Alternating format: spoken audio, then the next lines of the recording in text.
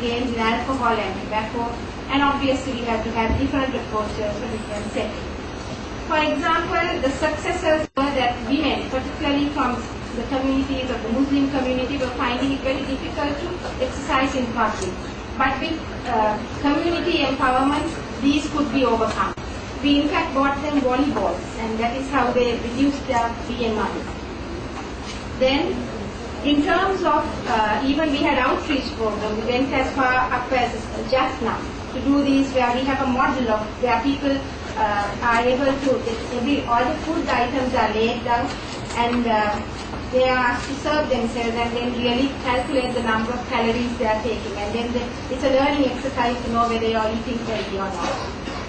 Additionally, we had the learning exercise of serving themselves fake food portion. Similarly, healthy cooking was shown on site, which was in Colombo where we went, and people are able to identify what their risk factors are for cardiovascular disease. So we have a lot of IEC material which we'll be very happy to share with you, including DVDs. And of course, we failed in our first project with schools because the principals thought the school curriculum was more important than teaching healthy lifestyle.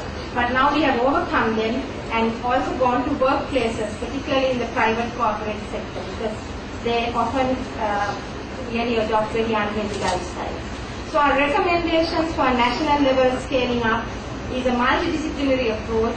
The fact that the primary care curative services have to be upgraded, which is a priority, to link every sector of health rather than having them compartmentalized, and to also encourage health promotion and particularly to target tobacco and alcohol, and to start from school times, not just secondary school or university.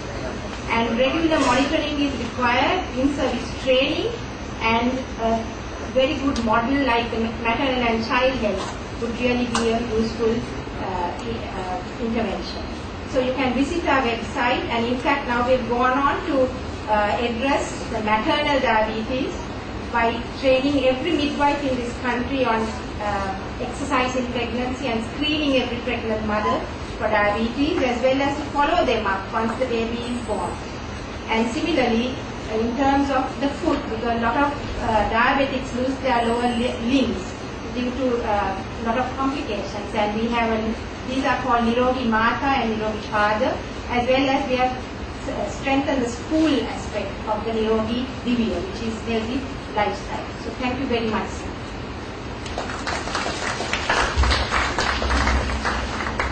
Thank you very much, Prof Chandrika Wijeyaratne, for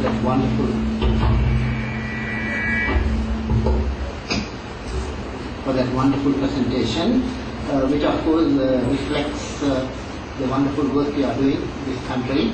As a friend, I am very proud of you, Chandrika.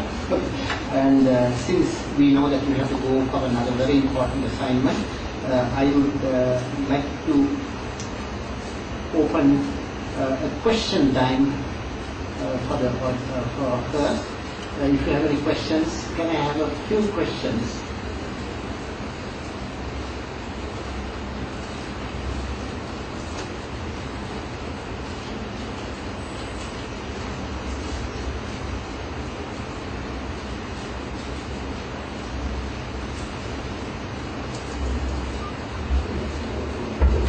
Chandrika, may I ask you a question?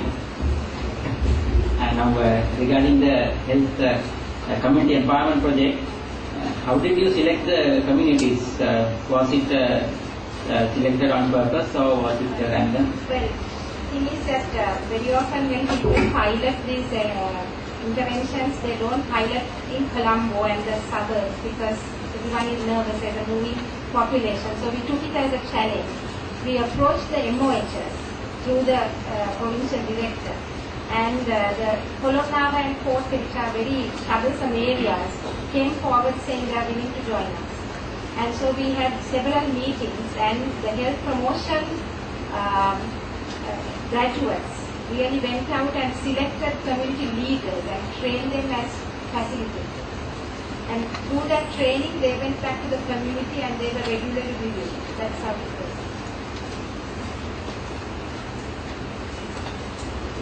Any more questions?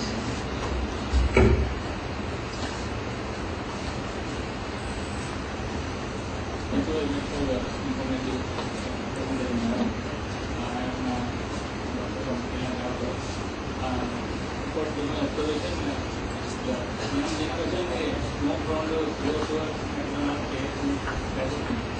So now, according to your percentage, you are considering more on the percent people who are in diabetes.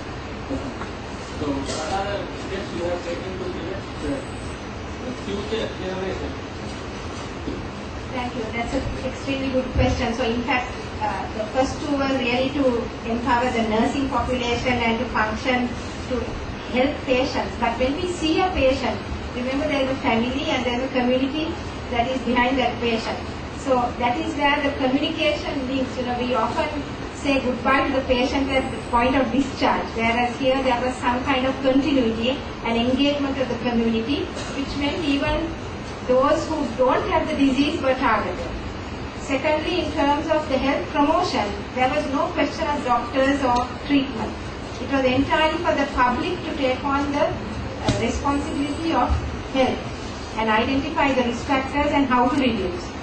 In terms of McDonald's and KFC, I totally agree with you. It is, in parallel we have to go with policymakers and the food advisory committee and several other groups where we have functioned as advocates about unhealthy advertisements as well as even sponsorship, for example, for programs.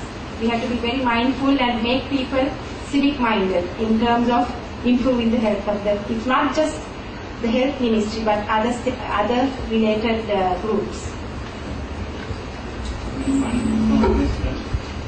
Now, the NIROGI Lanka program is mainly focusing on diabetes as the main centerpiece. But do you believe that the system can be expanded to the other NCDs as well within this program itself, or do you think that another program or another model is required for the other? Thank you. Well, in terms of the fact that these 4 diseases have 4 common risk factors, it is easy to tackle them together. But no doubt, alcohol causes increased road traffic accidents. So, of the non-communicable diseases, the emergencies are really under injuries. So, injury prevention and poisoning, etc. can also be addressed. So, there is a directorate for non-communicable disease in the ministry, but it's just that all other groups also have to join hands with them. I think they can be unified and there should be a bigger directorate really, with much greater powers. I think I'll have to stop the question time because Prof Chandrika Wijeyaratne has to leave now. So thank you once again, Chandrika. Shall we express our appreciation in the usual way?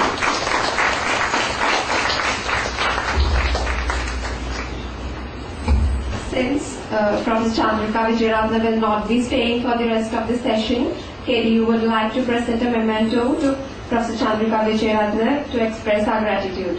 May I kindly call upon Acting Dean of Faculty of Medicine, KDU, Professor Jayanta Wijeyaratne, to present the memento to Professor Wijeyaratne.